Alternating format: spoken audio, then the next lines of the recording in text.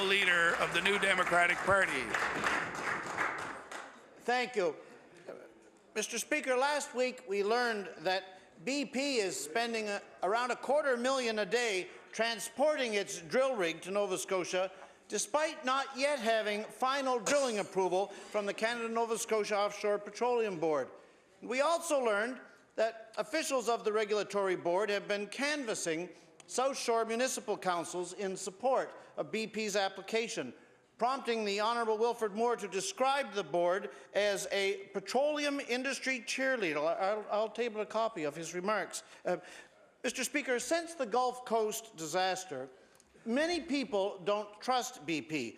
With the Petroleum Board acting more like a promoter/lobbyist than a regulator, how can the Premier expect people to trust them either?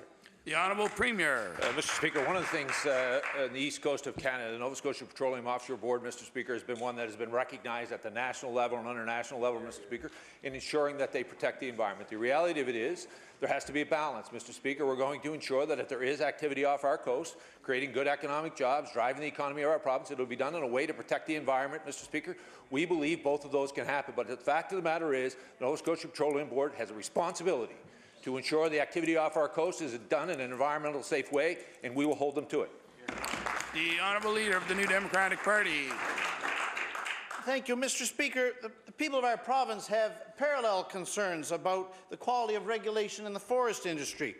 When veteran forester Danny George first blew the whistle on old-growth forests being improperly clear-cut recently in Guysborough County, the Minister of Natural Resources assured us that there's a system to prevent this.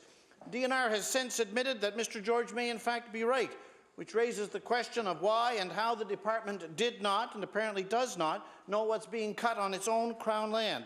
Mr. Speaker, does the Premier grasp that the public of the province has serious misgivings about the competence of the regulatory work being conducted in the Department of Natural Resources? The Honourable Premier. Mr. Speaker, I certainly heard from Nova Scotians of concerns about the activity in the forest sector in our province. I've also heard from others, Mr. Speaker, who believe that we can continue to do further cutting, Mr. Speaker.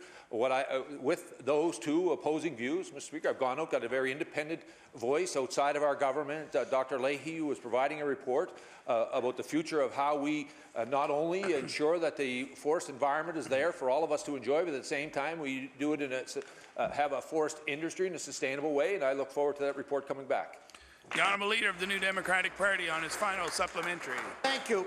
Mr. Speaker, this diminishing public confidence extends to environmental regulation as a whole. In 2008, this House settled the tire burning question unanimously, passing a bill against it. When in power and approached by Lafarge, the present government backtracked on that position. When community members went to court to say the Minister of Environment should consider the evidence of third-party expert before approving tire burning, the Minister took the position that this was not required. Mr. Speaker, does the Premier understand that from citizen court challenges to the CNSOPB, DNR and the Department of Environment, his government needs to do a much better job of upholding public confidence on environmental questions? The Honourable Premier. Mr. Speaker, I want to thank the Honourable Member for the question. Mr. Speaker, as the Department of Environment has continued to work as a regulator in our province, continue to ensure that we strike the right balance, that the interests of Nova Scotians are heard. When it comes, how do we continue to do activity which provides economic growth and opportunity at the same time, sustaining our province and keeping it there for future generations?